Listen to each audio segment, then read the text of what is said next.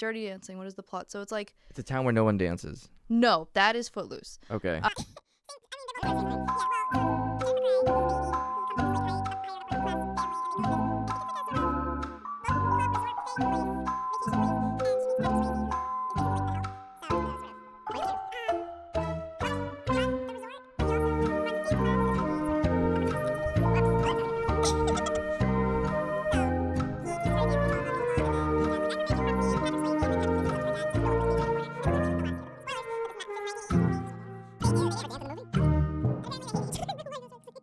I think Patrick Swayze just found her unprofessional. I'm not sure. He's dead Oh. now, so we can't ask him. Yeah, you but can't. I don't even know who Jennifer Grey is, to be honest.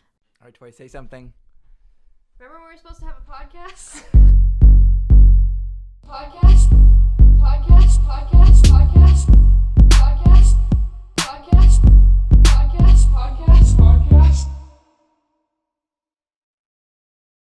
Hello, and welcome to LEM'n'TEA Podcast, episode number 57. I'm Lewis, that's Tory.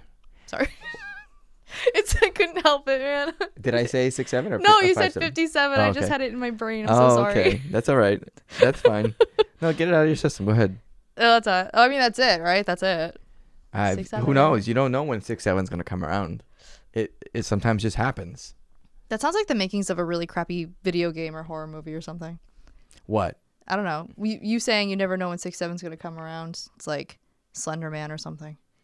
The 6-7 man? Yeah. There's Skibbity Toilet, okay? You can make like anything is possible. Skibbity Toilet is crazy to me, but yeah. there was something that happened with Skibbity Toilet recently, and I wish I knew what it was. Some sort of legal trouble, I think. Oh. If I read that correctly. The creator of the toilet is suing. No, just kidding. It was a weird thing anyways. It's also old. It's not like that image is Skibbity not Toilet? new. Yeah, it's not new. I think it's from like Gary's Mod or something old. Well, like, yeah, the guy in it Yeah. is from like Gary's Mod. That's why it's so weird that it's Half-Life, all whatever. on the come up. But anyway, New Year, same stuff, I guess. Some new stuff, some old stuff, something old, something new, something Borrowed. wishing we were back in 2002. 2002. Yeah. Nice. No. Maybe not 2002. That's too young. I was trying to find a 2-year, I guess, 2012. That's fine, I guess. Yeah. But it doesn't rhyme. It doesn't. Well, the only ones are like 2022. Yeah, but that's also right when people were kind of getting back from normalcy from COVID, but everybody got deranged during the lockdown. Right? People are fucked. New Year, same kind of people. So. Yeah. Do you feel like you've changed in any way through the last year? Made any improvements that you think are worthwhile? All my or things that I feel like I've changed with have all been related to being a mom. Mm-hmm. Because I don't know what. Okay. I think this all the time, and this is completely not true, because I look at my daughter and I think she grows up so fast. No one tells you this, and then in the back of my mind, I'm like, wait a minute. Every person on the planet always tells you this. Like, this is the one thing that I kept getting told while I was pregnant and when she was littler, and even now, where people saying that enjoy it because it goes by so fast. They all say that, but it's true, and it's annoying that it's true. But I don't know. One day she just became a walking, talking little person with her own likes and dislikes and personality. It's just so strange. It feels like it happened all of a sudden. So I guess what is changed about me from 2025 was just kind of adapting to, which I guess, I mean, you're constantly adapting as a parent because your kids are always going to get older and become different and learn new things and find out new things about themselves, and so you have to kind of roll with it constantly. And I'm really bad at rolling with the punches because I like planned stuff. And nothing about being a parent is really that planned at all. So I like consistency with parenting. Mm-hmm. I don't really care about planning too much, and I'm gonna be honest, I'm rather carefree when it comes to making plans. Like, I can just make a plan up, Mm-hmm. And have a good time with just kind of bullshitting. Mm-hmm. But with parenting, especially when they're younger, it's a lot. Mm-hmm. They're constantly getting into everything, and they just, you kind of think they're gonna be one way, and they do something else, or like Yeah. they just like have a different response than you would have expected. Mm-hmm. And like even like the other night when you were over my house for New Year's and such, right? Like it's not the same. Mm-hmm. It's not the same. Like the I'm not saying it wasn't good to see you. It's obviously always good to see you. Oh, okay, good. But what I'm saying is I could tell that for you, it's different. Mm-hmm. It's different. You can't really sit down and have a moment to yourself because your kid is off doing what she's doing. And even though everyone's kind of watching her or like making sure she's not getting into anything dangerous, mm-hmm. You still have that little thought in the back of your head that's like, well, I really should be watching after her and looking after her and mm-hmm. doing what needs to be done because that's my job. Yeah, yeah. So it's, for me, the way that it was with me and the twins too was I was kind of a mess for a long time. Mm-hmm. I was kind of an anxious mess. I still am, but I was even more so when they were very little. That's me too. Yeah. I was anxious before, but now I'm anxious for a different reason on behalf of somebody else who they don't know that I'm anxious because they're so carefree, which makes me more anxious. But you want that for them. You don't want them to be like, oh, I can't do this, or I can't like, you just want them to kind of be a kid. Mm-hmm. Obviously you don't want them to do like crazy shit. Yeah. And she's only 1.5 years, so she wasn't doing crazy shit. No, she wasn't. But I always, and it's tough because I don't want to be. I guess it would be more harmful if I was a helicopter parent when she's the twins' age, 7, 8, 9, in that area. But she's 1.5 years, so when she picks something up off the floor, I'm literally what is like, that? yeah, what is that? Although she's really great about if it's sometimes she can tell if it's trash, and so she just gives it to me to throw away. I'm like, cool, thank you. She She was helping clean up for your kids. I need all the help I can get. She doesn't really do anything too crazy, so don't worry. No. But it is hard. It's very hard. When I was at that stage of parenting, it was really tough for me. Mm-hmm. And I felt like I had just gotten a hang of the baby stage, and I was doing real well with that. And then they were able to walk. And they were able to like grab things and climb on things, right? Mm-hmm. And that really freaked me out because like then when you set them down, they're just going everywhere.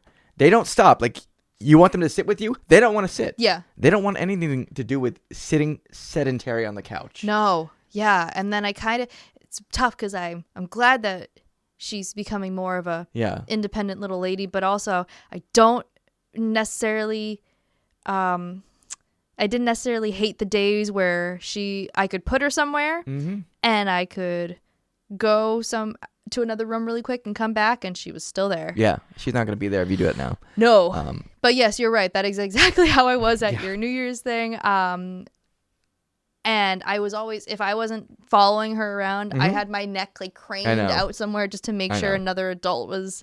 Yep. And everybody was really great about it and stuff like that, and I'm really appreciative. But yeah, that was my New Year's experience. And then also I was like, we can only stay here till 9, so don't mess up her sleep schedule. Yeah. So there's a lot that goes into a baby. Yeah. And keeping them on schedule, because if you get them off a schedule, you will pay. It's detrimental to everybody. But yeah, no, that's how that what you were saying too, when they go from a baby to walking is how I felt like you just get into a rhythm and then all of a sudden it's completely changed, and it's tough to disrupt that. I'm bad at that, real bad. Yes, at that. I was just saying I'm tough with instant change like that.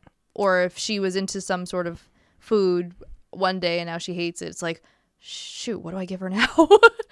I was so used to just giving her this. So yeah, it's all about adapting. So I guess that's been my biggest change about myself, was that I had to get more comfortable with adapting. And you gotta do it quick too when you're that age, because they change so quickly. Oh my god, yeah, so many things are gonna happen so fast.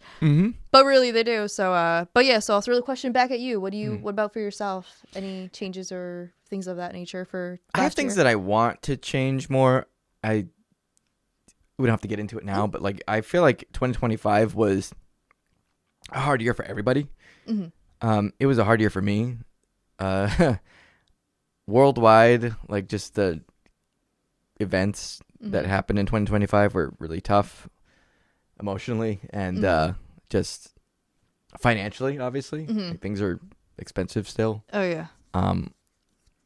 So like that kind of made me a little better at watching it, what I was doing with hopefully my money and things like that. My kids are older now, not old, but older. They're 8. That's so crazy. And I just felt myself really, I'm always reminiscing, but it was really hard last year for me because they are in 3rd grade now and they're halfway through their elementary school experience. Oh God, yeah, that's crazy when you put it like that. Yeah, and they're changing, and I can see that they're changing. Like Yeah. It's not only the facial features or whatever. Like I can see that their interests are changing. Their responses to things, like they're making more informed decisions. They're thinking a little more, not much.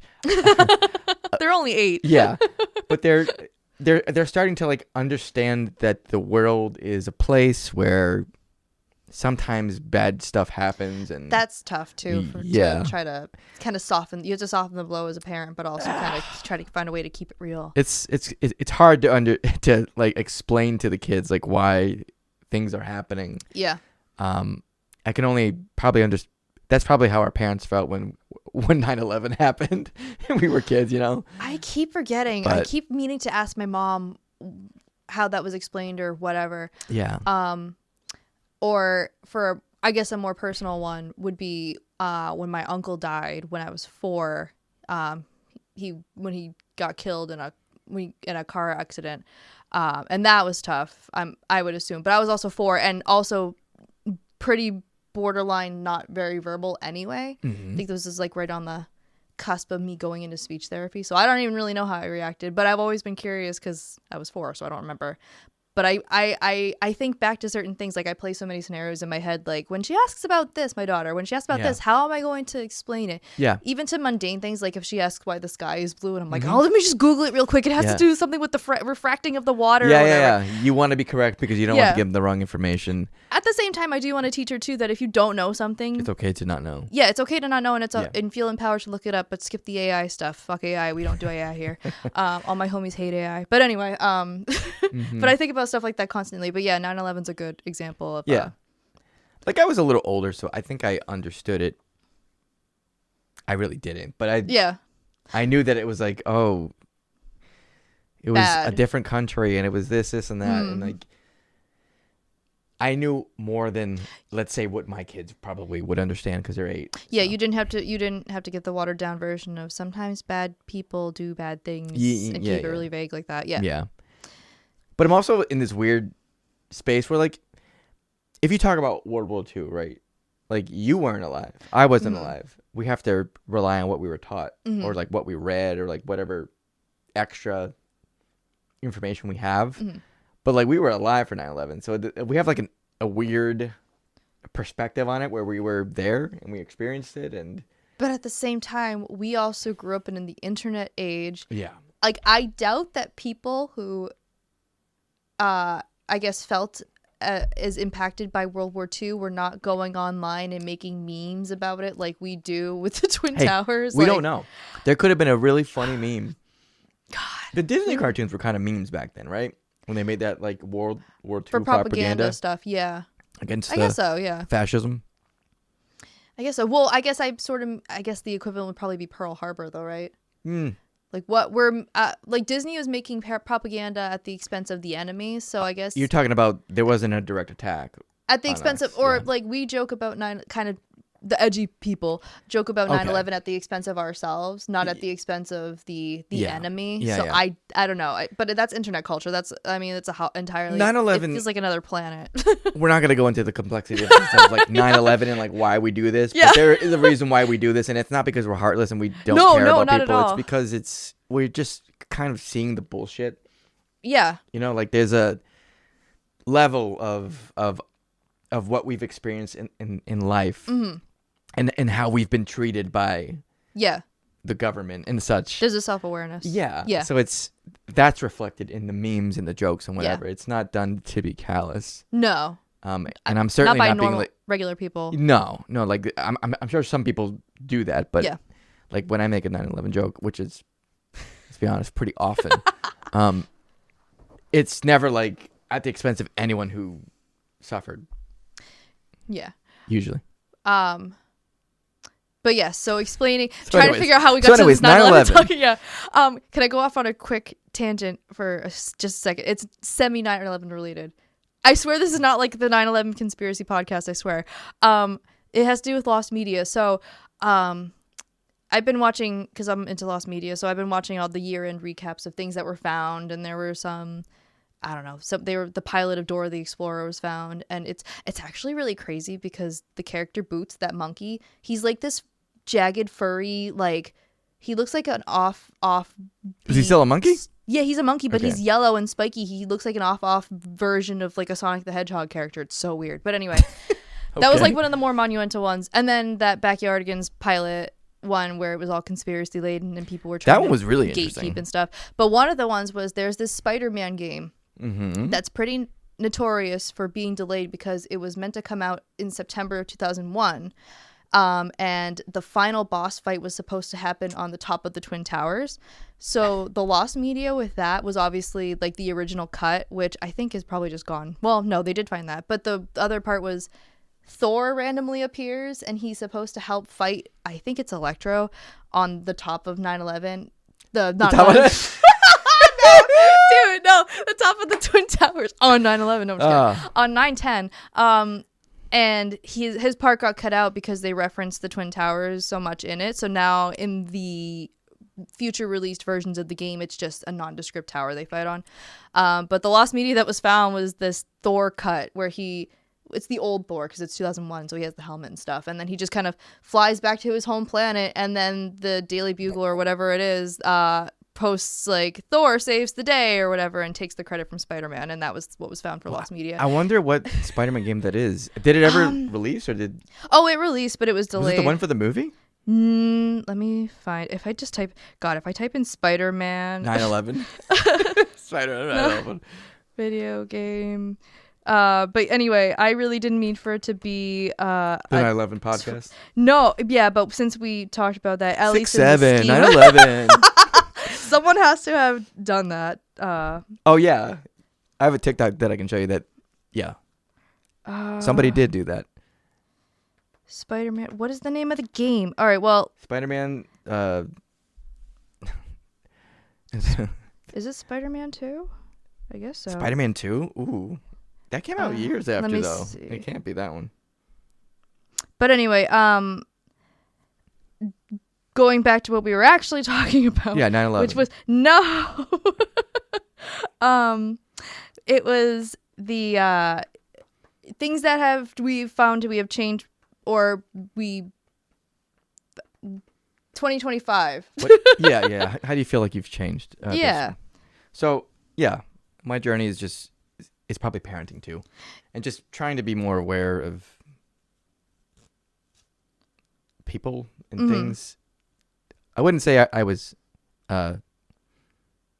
super selfish. Yeah. But I'm trying to be more aware of people and what they think and what they feel. So I'm kind of the opposite in that way because like I do that all the time to the point where I worry about, I don't know, people's perception of me where things are not really that deep, but I magnify it so much in my head and stuff. So I'm really trying to not, with people I care about, obviously it's different, but with kind of randos or semi-randos, I'm trying not to be like that. Now that we're talking about New Year's stuff, let's keep on the topic, okay? Because I think we always usually do this. Did you make any resolutions? Yes. Okay. Also, I found the game. It's called? Spider-Man 2 Enter Electro. Oh, okay. It's a PlayStation game, and it was That one. released a month after 9/11 in October.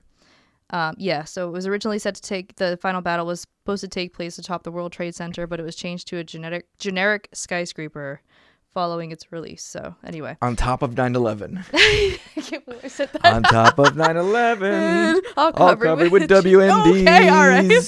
New Year's resolutions. Okay, I have three main ones. I guess one of them I already just said, which was to try to, because also I'm kind of realizing I can't be as concerned because I have to be more concerned with raising my child, I guess. So if my mind is occupied on her upbringing and trying to make her a she's already so self-assured, but trying to keep that self-assuredness in her for as long as I can. Mm-hmm. I want to try to project that myself, which has always been really a lifelong problem. So that is a resolution for me. Reading more. I would love to read more. Reading that is not the more than 25 pages of a children's book. If that's the case, I read a lot this year. Yay. It's amazing I have so many books memorized now.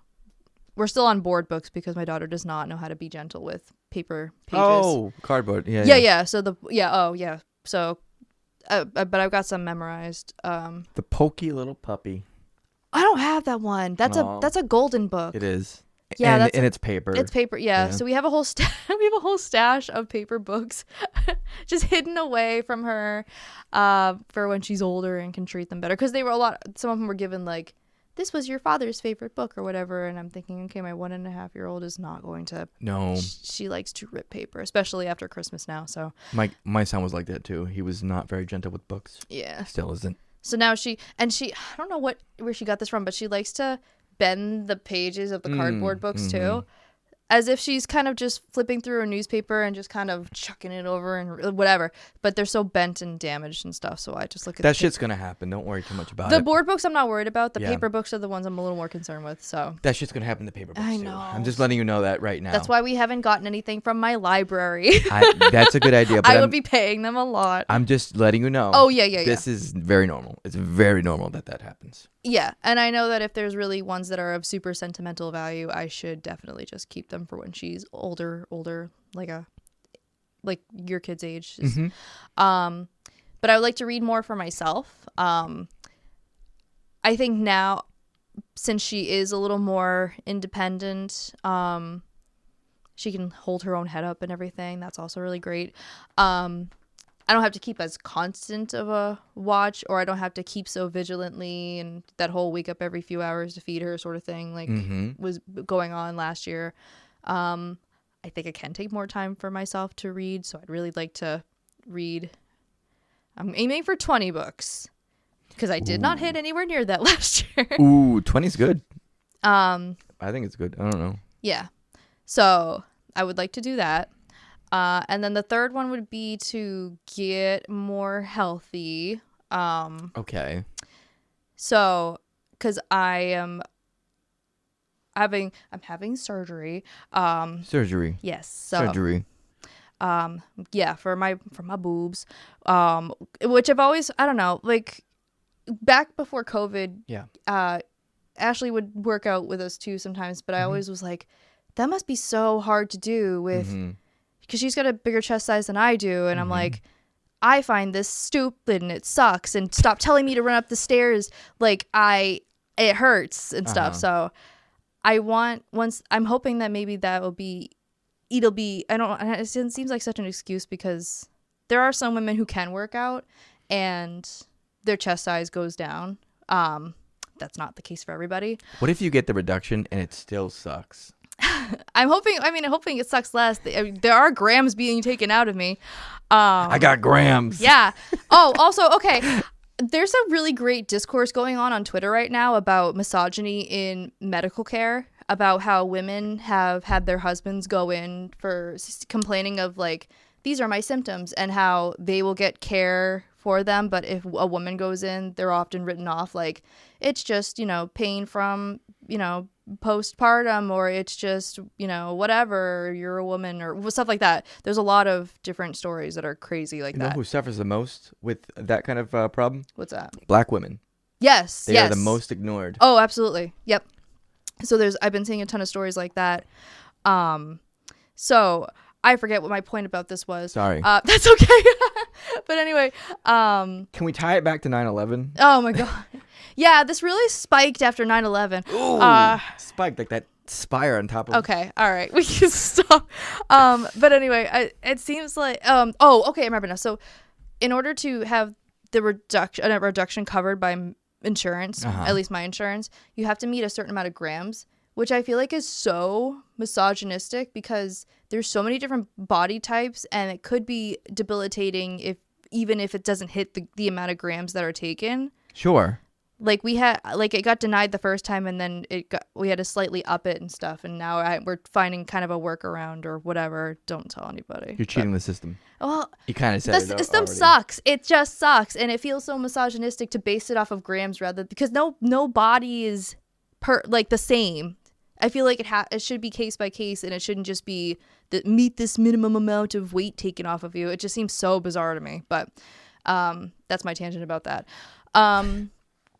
But anyway, I'm hoping that'll make things a little bit easier. I've also just been self-conscious of it in general. I've been wanting this done since I was 16. Wow. That's a little early, huh? Yeah. But I mean, you've had them since you were a teenager. So. Yeah. I remember when I was 17, I emailed a clinic and I said, can I?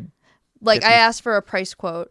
Oh my God. Yeah, I've hated it, and it hurts too. I've been on and off for chiropractic visits for years.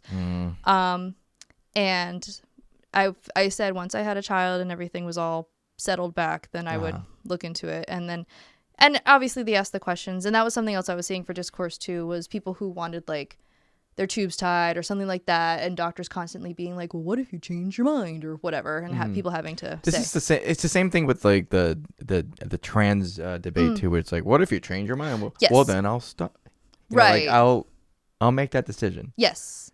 Myself. I mean, and there has to be, I understand they ask anyway, but there's been instances I've seen where their doctors ask multiple times or try to convince people out of it or something. You can always get it put back if you're unhappy, right? Like some people have also go ahead. What I mean is reduction is one thing, but people get fake tits all the time. Oh yeah. I don't know, like you're not gonna do that, but if somebody was unhappy, they could be like, bring me back up to a fucking double G, baby. Double G. Yeah. But yes, no, definitely. And at least for your example of trans healthcare, they have to go through so many, mental health things. I know anyway. It's fucked. Unlike what some people would lead you to believe, people aren't just walking in without any sort of history of body dysmorphia and saying, I want to be trans now. Like, that's not how that works. So would you look at the time? It's trans o'clock. It's trans o'clock. Man, if that works like that. But anyway, I mean, so yeah. Men get. It's easier for men. There was this article about men wanting to feel more confident if they had tits. I know. So they got them reduced. So is that not gender affirming care? It is gender. That's exactly where I was going with that, was the fact that like a guy can go in and say, like, I want to have these taken down, and there's no gram probably. Right, and no one's like, are you sure you might regret it? Are you sure you want to do that? Fuck off. Right? Take them out. really, it's so stupid and annoying. Yeah. So when I got everything scheduled, I made sure I got a female doctor which has been great. She's awesome. Just because with something like that, I don't know. I just feel like a woman usually who has boobs also would understand what I'm saying with concerns with mine. Yeah. Unless the male doctor also had boobs, but I don't know. They'll know because they're doctors. But the male doctor only knows as far as what they've studied for. Yeah. The woman doctor, I feel like, would know because they live it. Sure. That's fine. I think that's a fair perspective, but yeah. That's good, as long as you're comfortable. Yeah. So once everything like that is good, and again, it feels like sort of a cop-out to say, like, I should have probably just been making myself healthier sooner, but I feel like... Healthier? Like, for exercising and things like that. But I really do feel like I've been held back. I don't think this is... certain things. First of all, I don't think you're terribly unhealthy or anything like that. Mm-hmm. So I hope you don't think that of yourself. No. 2, yeah, it will help. Yeah. For sure. So I think I just could be healthier. I mean, I feel like I do okay, but I have a desk job. Mm-hmm. It's just being sedentary is probably I know. not great. So It's not. It's even harder now because it's the winter and it's been very, very cold here. So it's really hard to get motivated to go outside because it fucking sucks outside. That too. Yeah, I see people who run. I'm like, I have the most Can't be respect for me. people who run in any sort of weather. Yeah. I couldn't be fucked to do that. I'm sorry. That I takes just a certain can't be amount of bothered. discipline that I will never have. I've contemplated maybe just getting a treadmill and putting it in the basement or something like that. I guess you could. They make a lot of cheap versions of treadmills now. Yeah. So I don't think it's that hard to get one, but they used to be huge and very cumbersome. Yes. So. Yeah. My parents had a couple. They did. That's funny. Yeah. Which ended up getting kind of used as clothing hanger. That's how it goes. But yeah. But you wouldn't do that, damn it. No, I mean, I hope I wouldn't. Stay on the ball. So yeah. So, being more self-assured for the sake of my daughter, reading more, being more active. Okay. Those are my resolutions. That's pretty good. Yeah. I like that you didn't put too many on there. No, and I'm trying to keep them kind of broad. Like I don't have a weight goal. I had a loose reading goal, but I think as long as I improve upon last year, I'm happy with that. Your target weight loss goal is. Oh my god, I kind of want to. I have moments where I kind of want to rewatch Biggest Loser. It's crazy that show went on. I wasn't talking Big Loser. I was talking about. For Celebrity Fit Club, that too. But shows like that where there's extreme. Like it's crazy that it'd be a week and these people have lost like a pound a day. Yeah. And it's extreme. Yeah, and maybe depending on how heavy they are, that's normal in the beginning. But for most people, losing 7 pounds in a week is not normal. It's kind of crazy. It's a big amount of weight to lose in a week. Especially if you're doing like weight training, you're gaining muscle, which is heavier weight. So I remember on Fit Club or even Biggest Loser, that these coaches would dog on these contestants because they're gaining muscle mass now where there was just fat instead and not meeting their target goals and stuff. But yeah, that show is freaking crazy. Both shows are freaking crazy. Yeah, I do kind of want to watch Celebrity Fit Club though. If we can ever find it, just for Sergeant Harvey. Oh my god. Well, he was my favorite one on the show. Yeah, absolutely. Yeah. Just because he told it like it was. Damn it. And it's funny too. I don't know because you had. I think it was a nutritionist, a psychiatrist, and then a drill sergeant. So you had the drill sergeant, yeah. Yeah, which I get. I mean, I don't know which one was the psychiatrist and which one was the nutritionist. It was usually a woman who was a psychiatrist. Okay. And then I think it was this. Oh God, I wish I remembered his name, but I think it was also a black guy who was the nutritionist. Yeah, black guy was bald, like Harvey. Or shaved head. Yeah. Because when that whole thing with the infamous Dustin Diamond blow up, I think he also got mad too, and it was like this was supposed to be the calm guy. Whoa. Damn. It was sort of like I think everybody was trying to parody American Idol because you have the 3 judges. Yeah, you have the soft-spoken psychiatrist, you have the hard ass Simon. Yeah, and then you have the sort of neutral. Randy. I'll work with you. Kind of. Yeah, that's what the Fit Club panel seems like as well. Sure. But everybody was doing something like that. That was the formula back in the day. Yeah. For those kind of shows. So, but anyway, do you have? I know you said you didn't really have any hard set resolutions, but do you? No, I have some. Oh, you do. Okay. I definitely have some. I think mine are pretty similar to yours. Okay. One is read more because I didn't read enough, and I never do. I know it never feels like enough.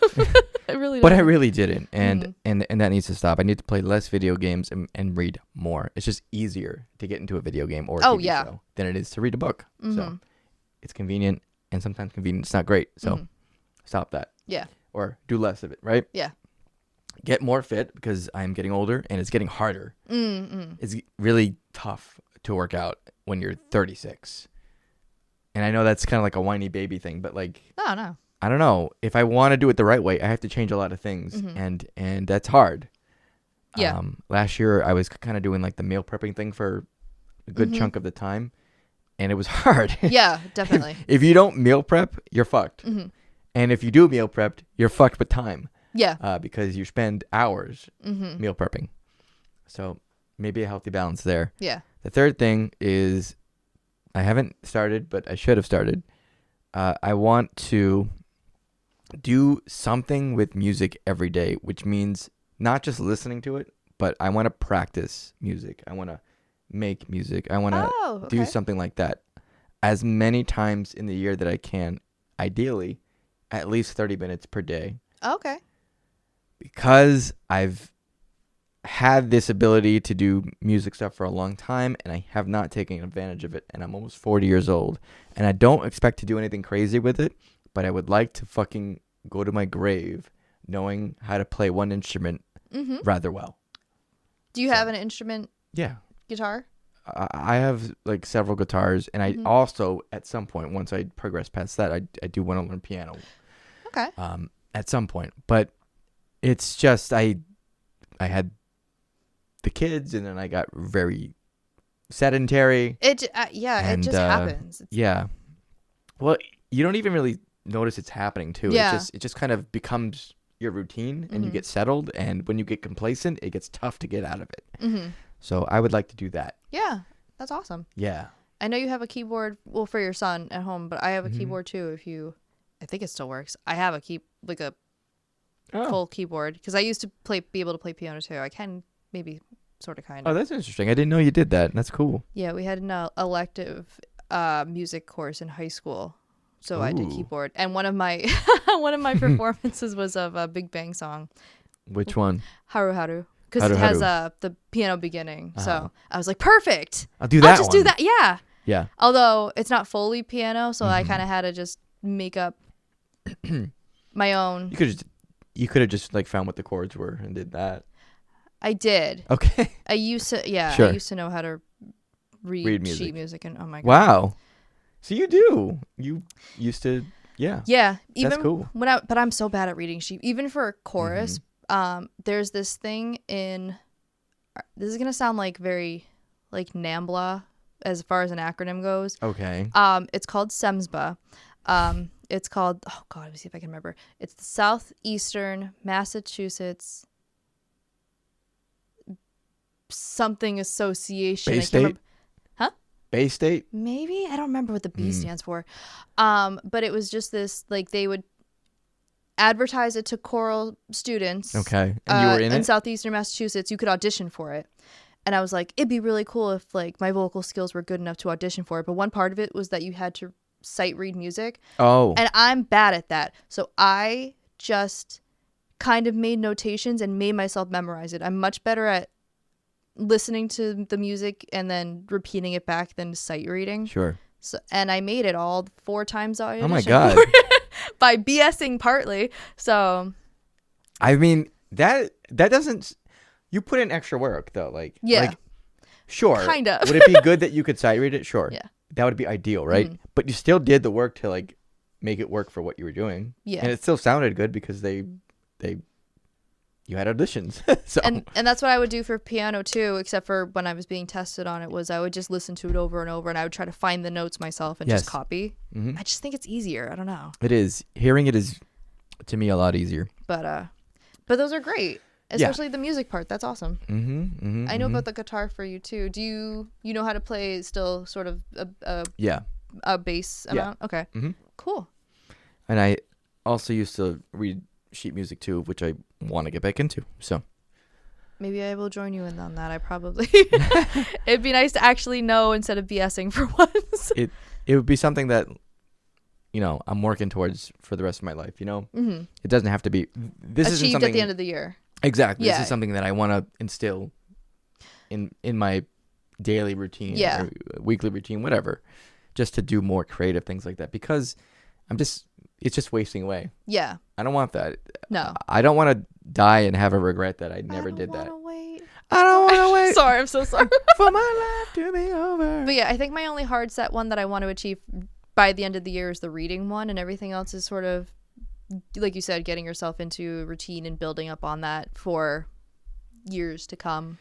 That's the goal, right? Yeah, that's the goal. That's the resolution. Just be better, I guess. Yeah. Try to be better. Yeah, so that's good. That is good. Those are good goals and good resolutions. Yes. And now, Oh yeah, how was your Christmas? We're behind in holidays. How was my Christmas? Last episode we did was before Thanksgiving. Yeah. And then a bunch of bullshit happened as far as illness in my household several times. So we're recording this now. Past a couple holidays. It was fine. I don't have anything super crazy to say. We had a nice small Christmas. Mm-hmm. Went to my mom's on Christmas Eve. Stayed home with the kids and Ash and everyone else on Christmas Day. It is nice to stay home on Christmas Day, though. It's so nice. Yeah. It was different because usually we're traveling here and there, but like just the thought of just being able to be home. Yeah. After all the chaos of the morning, because it's chaos. Like opening the gifts and stuff. That's the thing I don't like about Christmas, right? Mm-hmm. Like I know the gifts are the kids love the gifts. Yeah. They love gifts. I don't care if they're like saying like, oh, it's not about the gifts. For them, it is about the gifts. Yes, okay. That's true. For them, it is about the gifts because that's what's fun for them, right? Yeah. For me, I feel obligated to buy people things. Mm-hmm. And I do want to buy people things, but it comes at the end of the year, and it's like. It's usually like the worst time because money is usually tight and just I've lost all sense of what people want because I try to be better and like write things down when I think of them for people, but this year I didn't really do that. I think I was pretty. I don't know. This year's been really fucked up. Yeah, I know. Yeah, your year's been kind of crazy. Last year was kind of really fucked and just more not, of the same in different ways this year. Yeah. Yeah. So no, I also have a running list for anytime anybody expresses an interest. I have a Google Doc. I write that down on. I know. See, but the thing is, I never open up the fucking Google Doc, and that's another thing that I'm doing is I'm writing things down more. I'm writing on paper. Oh, with okay. A pen more. Yeah. And I keep a notepad in my bag now. Oh, that's great. And I have a pen in there. And I hope that I can remember shit that I actually write down because I feel like I remember things better if I write it down. So yeah, definitely. I think so too for myself. Would it be something that you would ever write on paper and then try to transcribe onto on the No, because computer, if I'm gonna like, I might as well just write it on the computer if I'm gonna do that. Okay. You know, like I don't want to have a second step. Yeah, that makes sense. So that was my Christmas. It was fine. It was good. We had a good time. That is good. Yes. I'm glad. My Christmas, Josh and I called this the first aware Christmas for our daughter because last Christmas she was 5 months old. She was just basically a lump in a little cute Christmas dress, but still a lump who couldn't say, I want this for Christmas. And she still couldn't quite, but she has a couple interests. Like she is so in love with Sesame Street. Although she calls it Elmo. Everything is Elmo. Every character is Elmo. It's just Elmo. I thought the twins were too. Yeah, so we could at least buy her stuff that way. And she got to participate in unwrapping stuff. We would just tear the paper and say, can you help us with the rest? And she was participatory. She loved Christmas lights. I think that was her favorite part of the whole thing. So it's just cool because now it's sort of, you start to see the Christmas wonder in your kids' eyes as they're starting to kind of understand, you know. And I know. Sounds so corny, but that's what Christmas is all about. It is. So, but yeah, so that Christmas was good. Except, so, we went to see Josh's in-laws. They live up in Maine. And it was December 20th, and in the middle of the night, not a creature was stirring except for me, because earlier that night, my ear had popped, like you would, like if a pressure change or something. But I was just getting ready for bed, and I said, oh, that's probably not good. And then progressively, as the night went on, it had such horrible, debilitating pain to the point where I had to drive myself in the boonies of Maine 35 minutes to the closest ER to find out that I had an ear infection. Come to find later, I have a hole in my eardrum. So, Oh boy. yeah. And I was writing on Twitter, I'm like, it's not worse than childbirth, but I haven't felt anything that came close to childbirth since this. And at the same time, I'm thinking that's probably not normal, even for an ear infection as an adult. And that would be why. It's because The whole. because my eardrum. Does it hurt still? It has a little bit of moments of ebbing pain, but not too bad. Currently, I'm sporting a really sexy ear plug right now because they say to protect my eardrum from, I guess they say they're just not like I wear it before. I don't wear it until I go to work and stuff. I guess just general noise and things like that while it's healing. Currently I have tinnitus, so that's great. This constant little ringing in my ear, which apparently is normal, they say, as your eardrum is healing. And they give that whole spiel about it's the 3 bones and they reverberate to translate sound waves into sound in your and I'm trying to be so patient with this 4 to 6 weeks wait, but I'm also like, I hope I don't have this ringing in my ear forever, because like that would really suck. I haven't worn any earbuds for 3 weeks. In any ear? Well, no, because I have to have one ear free usually for the baby. Yeah. And I can't have, and usually I listen to one at work, but again, I need an ear free for work. So, so my life's just been on stereo, which is so weird. But yeah. And then before that, my whole family had the flu because the flu's been rampant. And then before Thanksgiving, we had really bad colds. So we just keep getting sick. And my child isn't even in daycare or anything yet. So I guess it's just something going around, or maybe my husband's bringing stuff home. He definitely brought the flu home, so that was his fault. Yeah, he fucking did. He said it was from a coworker, and he was like, yeah, that coworker has pneumonia and they're in the hospital. I'm like, that's really great. I want to be healthy for Christmas. Yeah, please. So I was really happy when we all stopped having the flu before Christmas, and I thought, this is wonderful. Whoops. And then my ear, oh my God, it was so horrible. I stayed up until 5 a.m. until the pain meds kicked in. I was like, yeah, it was bad. It was bad. So it's slightly better now. So just slightly, huh? Wow. Well, there's still the ringing in my ear, so it's whatever, but it doesn't hurt. But that's not pain, though. No, it's right? not. I kind of want to talk just to mental pain. Yeah, I kind of want to talk to my brother about it because he has tinnitus from being stuck on a freight ship for his naval days next to this roaring engine for 8 months. So now he has tinnitus, and I want to be like, hey, bro, I get it now. Yeah, so do it. I should, but then he'll probably I don't know, we'll see. What he's gonna say? Haha, hi, sucks bro. to suck. He'll probably, well, not sucks to suck, he probably will just go, haha, yeah, it sucks, doesn't it? Like not in a mocking way, but just like, that's welcome to the suck club.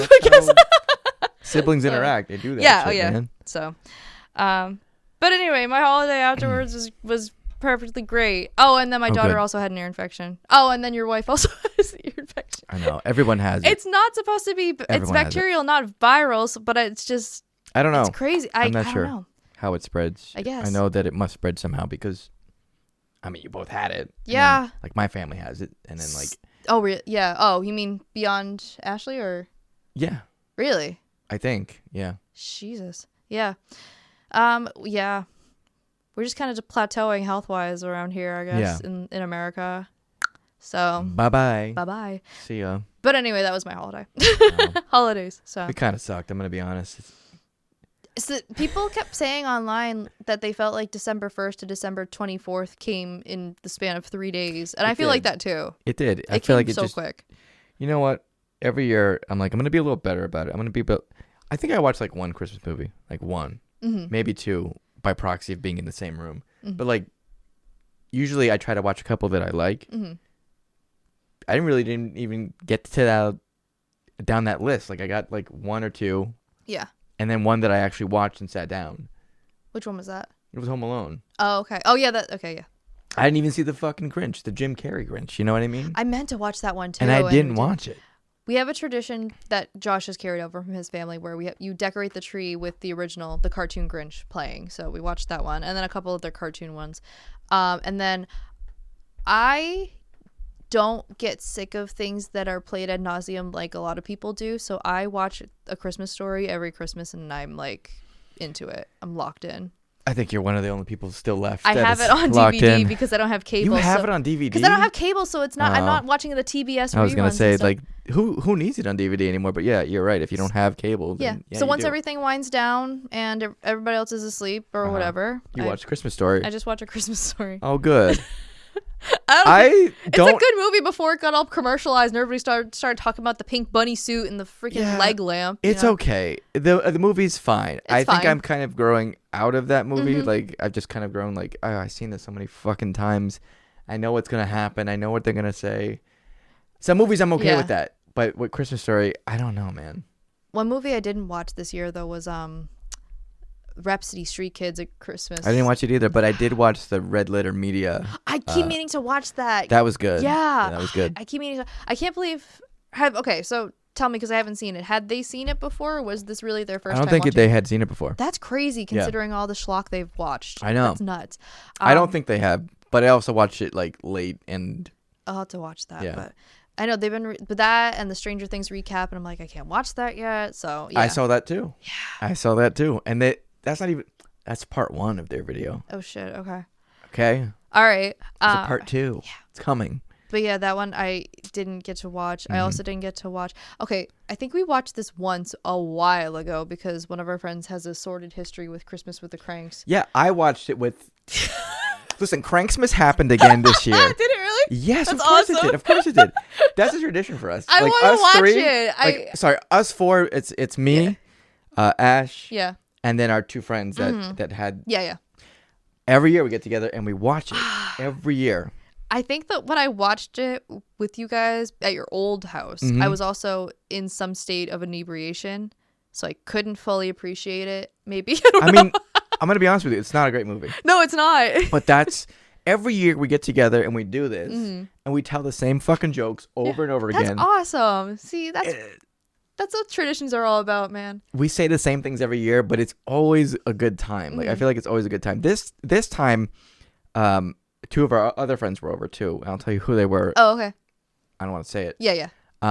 But it was actually fun. I hope they weren't freaked out or weirded out about it.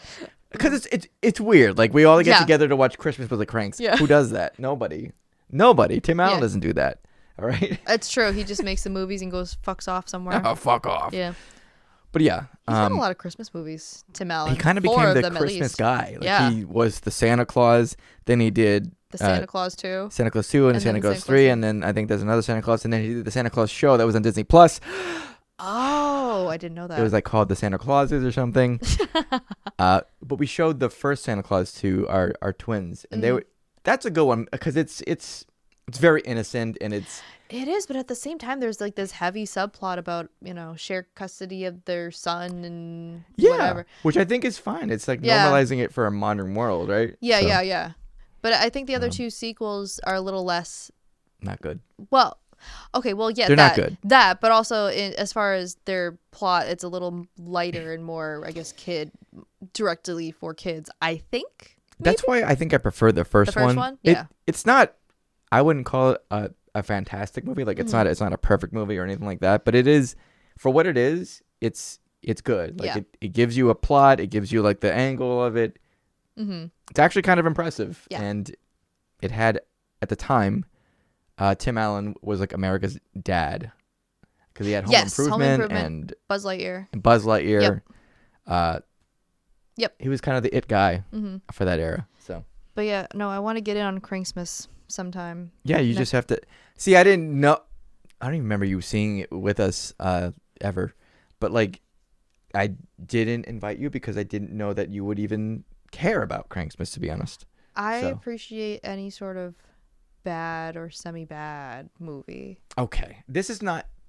It's not bad in the sense of like Rhapsody Street Kids. Like it's a different bad. No. Yeah, it's a different kind. Yeah, it's a different bad, but. Oh my God, there's just so many little things that we hammer home. Like, who is this guy? What is this character? Why is he saying this? The same jokes come up every fucking year. And doesn't some woman say that she has cancer in the middle of this comedic movie or something? So very The Room. Some lady comes up and discusses another character whose cancer has come back. It was in remission before. My favorite character, just because we're talking about it now, in Christmas with the Cranks, is the card salesman. And earlier, so they're not going to celebrate Christmas. The movie is based on a John Grisham novel called Skipping Christmas. Which is so funny because John Grisham is a very popular thriller author. I know. I thought it was very weird. And this is not a typical kind of book he writes ever. I think this was some sort of weird one-off, and that's the one that became a movie. John Grisham needed money for the holidays, so he wrote a Christmas movie. What better way to ensure that you're going to make bank than write something that comes up in perpetuity every year? Right. So they decide that they're going to script Christmas, and they live in fucking Christmasville. Like, oh, yeah. Not. It's not the name of the town, the but Homeowners like everybody's Association fucking in weird. Christmasland. So you do remember it. Yeah. But the lady, Mrs. Crank, played by, what's her name? Jamie Lee Curtis. Yeah, Jamie Lee Curtis. Jamie Lee Curtis is she's walking downtown and she sees the card shop owner and he's like, "Hey, Mrs. Crank, you haven't ordered your Christmas cards." And she's like, "We're not going to do that." And he like freaks out for a second. He's like, "But you're going to have your party, right?" And she's like, "No, we're not doing that either." Mm-hmm. And she goes to have lunch with a couple of friends and he shows up at the restaurant and he doesn't really come out first. Mm-hmm. You see him in the background. He's kind of talking shit. And then all of a sudden he comes over and he's like, "She's not ordering Christmas cards either." Oh, very scandalous. And everybody in the restaurant is dead silent. And they're like, "Oh my God. Oh my God." And then he's awesome. He leaves the table and he goes behind them and starts talking shit to anyone else who will listen. Oh, he's the town gossip. He is awesome. I don't think I remember him, but I want to now. I want to believe. And there's so many things, don't people go on vacation or leave their town for Christmas? What if they're Jewish? Or what, like, there's so many variables that, like, this scenario just can't happen even in real life ever. There are no Jews in that town. And I'm not being racist about it. What I'm saying, they can't. They can't live there, I don't think. Mm-hmm. I think they're forbidden to live there. I think... I'm not being racist. They're racist, okay? They're being anti-Semitic. I'm just curious about something because I know that Dan Aykroyd is in the movie. He is. I'm curious. He's like the head honcho. I don't even know what he does, but he has pull around the whole fucking town. He has control of the police. Mm-hmm. He controls like the fire station. He knows everybody. I was just curious if he was Jewish or not. I don't know why. Dan Aykroyd being Jewish? I don't think he's Jewish, but... I didn't know he was Canadian either. Okay, he's not. Never mind. Apparently he has Tourette's, though, which I didn't know. All right, cool beans. But anyways, that's Cranksmith. That's what we do. That's awesome. Yes. Okay, I forgot that was a yearly No one has ever said that's awesome, but that's funny. I think it's awesome in the sense that it's a tradition that it's so intrinsically that core group that you look forward to. We do. We do. The way it even started was because we found out that our friend went to the movies when it released in 2000s. Mm-hmm. And her mom went to go see a movie and she didn't want to see that movie so she went to see Christmas with the Cranks by herself. Yeah. Which is such a funny story to me. Yeah. It's like you sat there and watched Christmas with the Cranks instead of whatever. I'm curious what the other movie was. I asked her, and she didn't remember because it's been so long. Have to look at Showtime. Oh, we have to see what was out. We'll investigate. Oh yeah, investigate 9/11. No, brought it back. God damn it. All right. So let's move out of Cranksmith territory because there's only so much I can say about Christmas with the Cranks without getting too excited. Take a shot every time we said Cranksmith. Crank. Crank.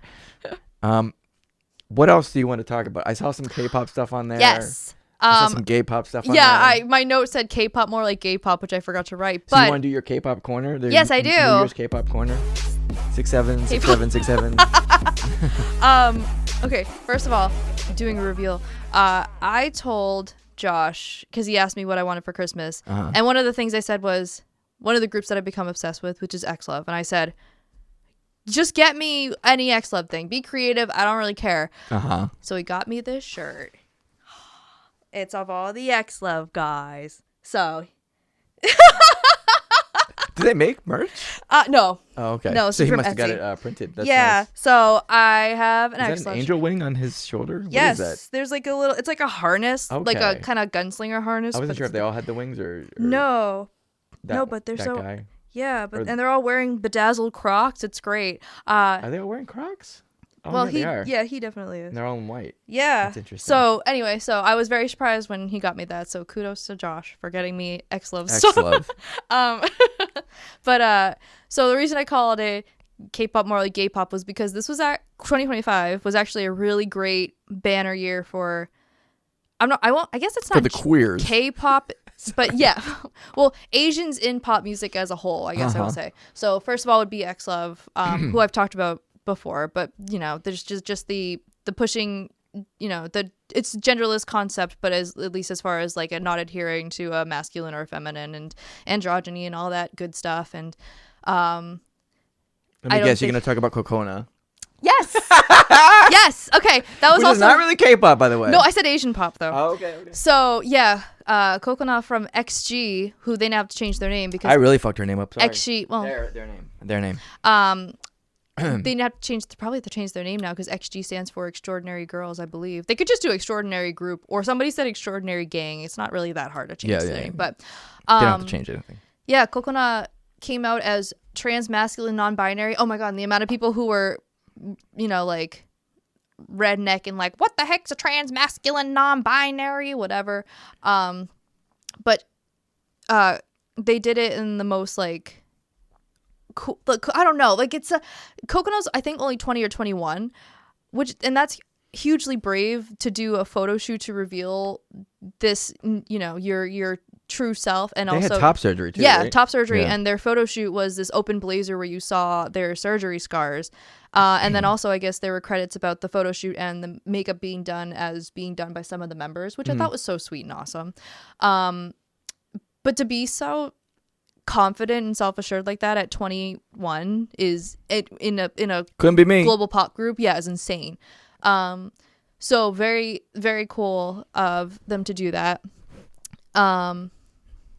And now there's a part in a music video too from earlier called "Woke Up," where Kokona shaves his head, and people were like, "Oh, that's, you know, like that's because he had long hair before that," and they were saying, "Oh, that's so brave of Kokona to do that," and stuff like that. But now people are kind of seeing it as that was their first step of being more comfortable with themselves. Yeah, the transition.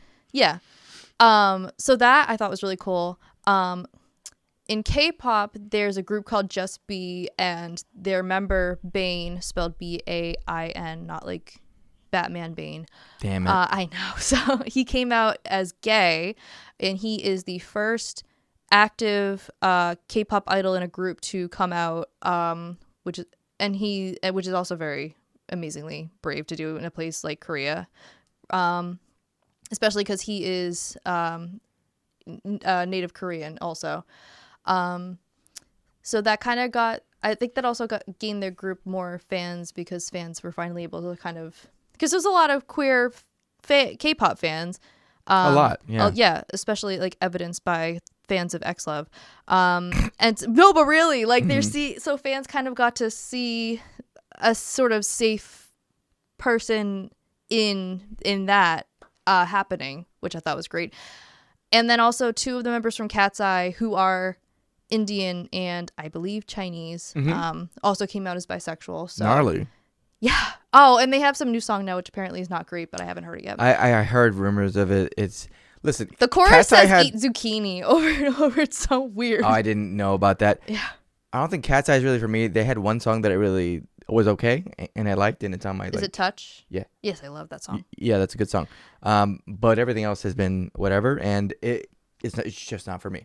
It's not, but also like people kind of let Gnarly get to where it is, so now they're stuck doing these sort of meme lol xd rando lines, like whatever, man. I guess. I guess I guess do it if you need to. Whatever. They're all really so talented, so it sucks that they're kind of getting stuck in this like that's what happens quirky words sort of song trope stuck thing. But they want to get on that bad villain vibe, which is another group that does quirky weird shit. Yes. But that's cool. That's cool. But yeah, so a lot of gay shit happened in Asian pop. I thought it was so I thought it was really great. Especially in I mean, there's more lenient countries than others, Asian countries than others, but Korea is definitely Thailand. not one of them. So it happening for the most part in the sphere of K-pop was really cool to see. So that's really all I had to say about that. I mean, it's kind of crappy that K-pop, the last big news of 2025 was this whole fallout with Danielle and New Jeans and stuff. But that whole thing is so ongoing and convoluted. I don't really know how to talk about it, so I won't yet. Except for that, they all deserve better. And HYBE ruined K-pop, and I said that shit. They didn't really ruin K-pop, but they ruined it. Like, it's kind of like Amazon as a conglomerate. Like, HYBE's kind of now a conglomerate in K-pop and have their hands in sort of everything. So it's kind of just crappy like that. But that's a story for another time, I guess. But love capitalism. It's great. Yay, capitalism. Yeah, it definitely does the best job. Yeah. Gay pop, good. K-pop, good. Is there anything else you wanted to talk about in terms of K-pop? K-pop, Big Bang's coming back. That's Okay, pretty good. exciting. Good. Is this a reunion of the three? Yes. Okay. Yep, for their 20th anniversary. And, oh my God, okay, so you reminded me. Someone had asked Top, formerly of Big Bang, I don't care what anybody says, he's not in Big Bang anymore, and these people trying to manifest him coming back is not a thing that's going to happen, and we all need to move on.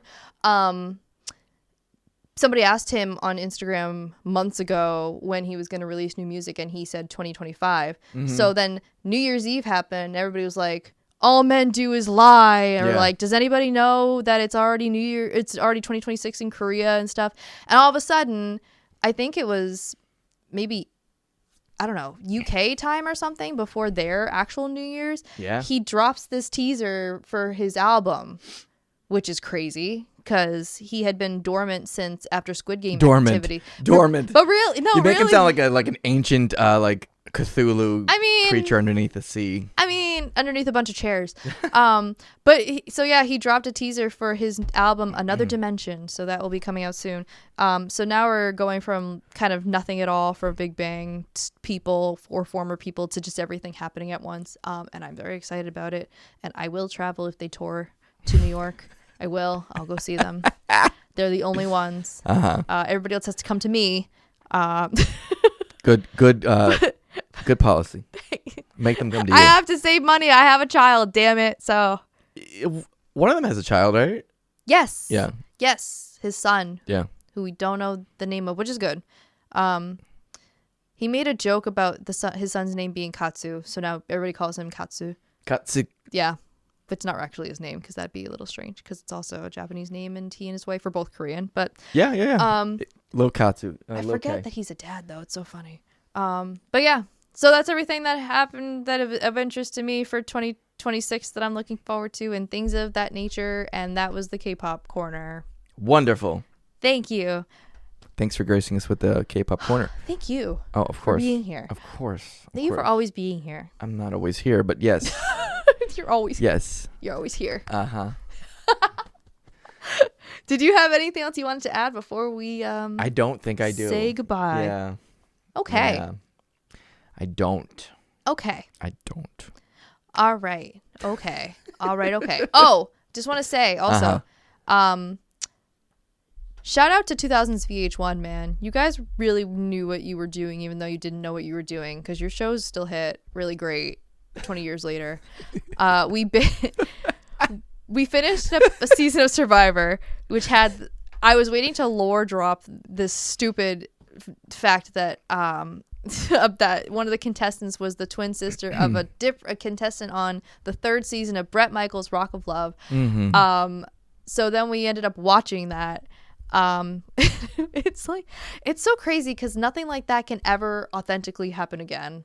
Like, it's just so, because also it happened before the age of super, like social media and things like that, where VH1 was still promoting stuff on its own website instead of go to our Twitter or whatever. Nobody was trying to get more followers out of the deal or whatever. I mean, some people were definitely there for exposure, but I know. But I think maybe more in the way of, I don't know, acting gigs or brand deals or something like that, but not followers on TikTok or whatever. It's just such a, I don't know, that period of time is such a lightning in a bottle thing. And now we're watching Flavor of Love season 1, which started it all, and it's so I don't know. What? It didn't start at all. What did? Well, Surreal Life technically, right?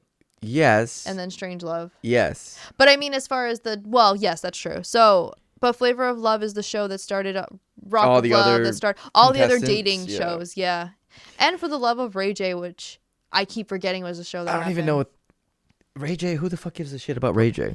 Brandy. I don't know. It's her brother. Yeah, probably. But like, I tried does she watching really? it before too, and I'm like, this doesn't hit the same way as the other shows, but that's okay. You have to have like a really kind of a like Flavor Flav is a hype man. Mm-hmm. Was a hype man. Is. He's hype man for the women's water polo team in the Olympics now. There you go. Yeah. But he's got personality. Yes. He's got charisma. Like, and even Bret Michaels to an extent has charisma. He has way less charisma than Flavor Flav. Oh like, yeah. I don't think, in my opinion, Rock of Love was never on the same level as Flavor of Love. No, but Rock of Love was the show for White people. White people. Yeah. Yeah. Because Flavor of Love was more. I mean, I guess it was more urban.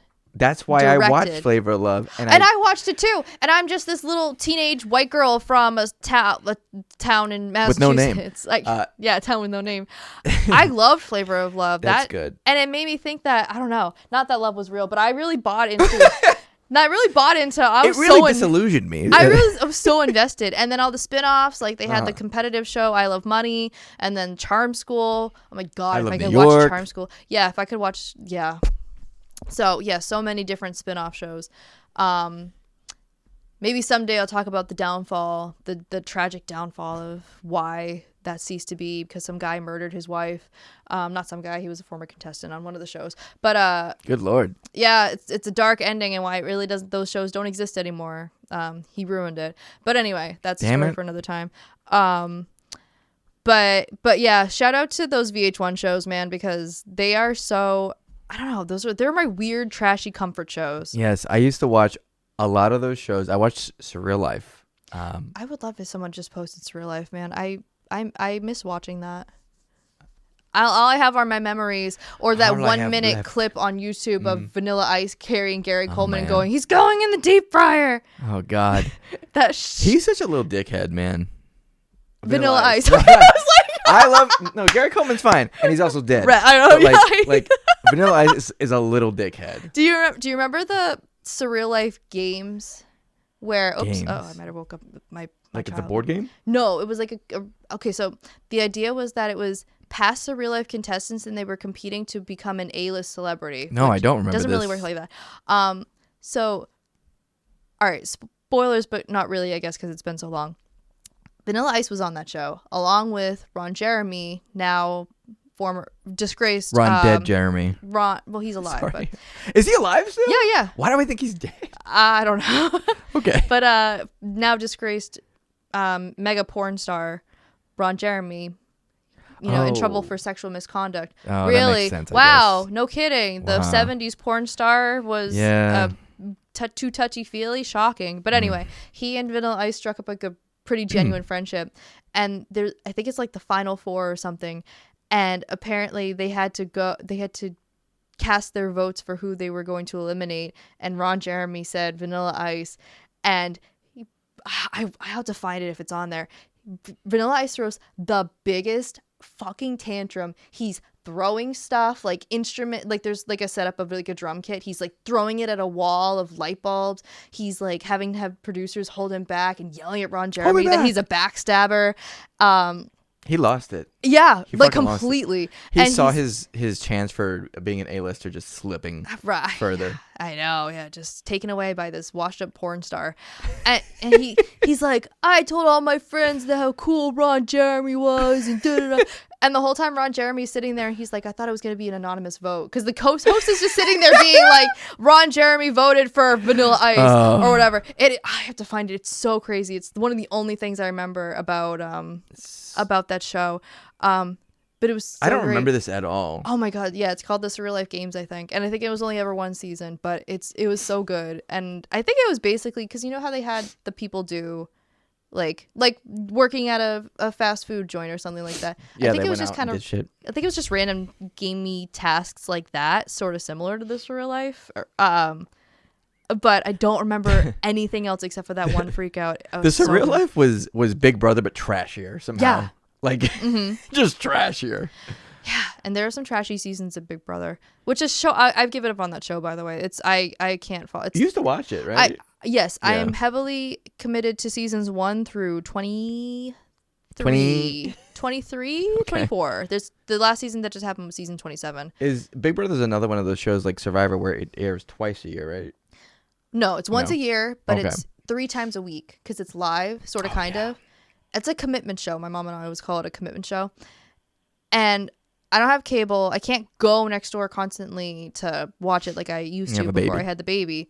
And I just can't be bothered. And I guess there's just some twists now because it's sort of like what Survivor does too, where there's twists that they kind of do to make it fresh, but really it just pisses everybody off to like let people play the game. Keep Jeff away from every Well, producer. Jeff didn't have. This was Julie Chen. I don't care. I know. He had influence, okay? I'm telling you. Maybe, but actually, no, they both aired the same year, I think. There's actually really, oh my god, I'm gonna relate it to 9/11 again. Oh no. Okay, well, there's this really great cultural moment in Big Brother 2 where the final 3 house guests, they're blocked away from knowing anything. They go to Ground Zero. and they get told about 9/11. Oh, wow. Yeah, they're in Los Angeles, not Ground Zero. I don't know. But Oh, shit about- one of the contestants happens to be the cousin of somebody who worked in the Trade Center, so they had to tell her like, your cousin was in the Trade Center. Yeah, and she passed away from the attack. So, but yeah, so it was one of those moments because they're not supposed to know anything outside the house and stuff. There's another great moment too where they they're locked in the house for the first election and they get told that Trump beats Hillary Clinton. And because they're like the only people on the planet who don't know it. And that's so cool to me. I don't know. But I related it back to 9/11. It is definitely interesting. Yeah. I didn't know that they weren't allowed to know anything about the outside world. So are they not allowed to have computers and anything like that? Nothing. Wow. Okay. Yep, no phones, no computers, no Boring. magazines.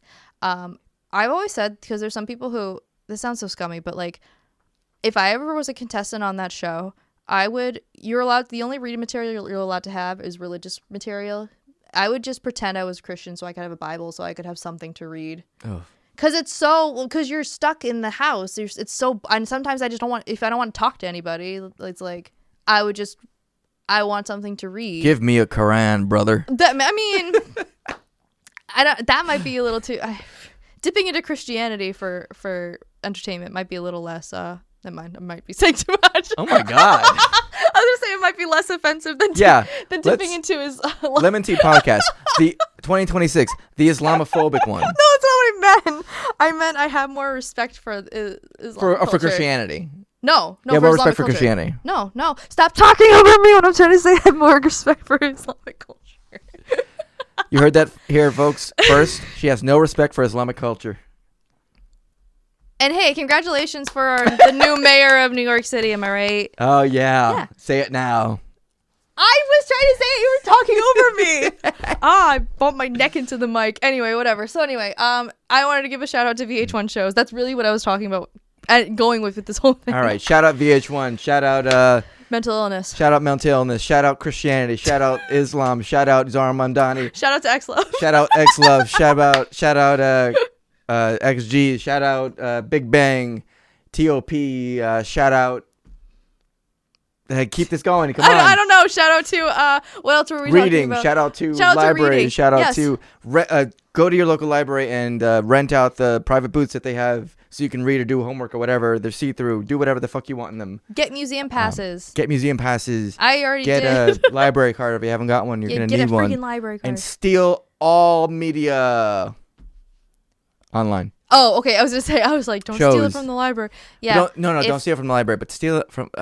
You should be If pirating. buying isn't owning, then piracy isn't stealing. Which I believe. Yeah, Sorry yeah, about. no, Sorry, I'm I'm sorry, sorry. sorry. Let's bring You don't back be sorry, LimeWire for sorry. 2026. Yeah, Let's we do need it. a new LimeWire. The Yeah. kids need to download. LeM'n'TEA. They need to know what it's like to spend 5 hours downloading an album and then hear the album and it's fucking nothing because it's not right.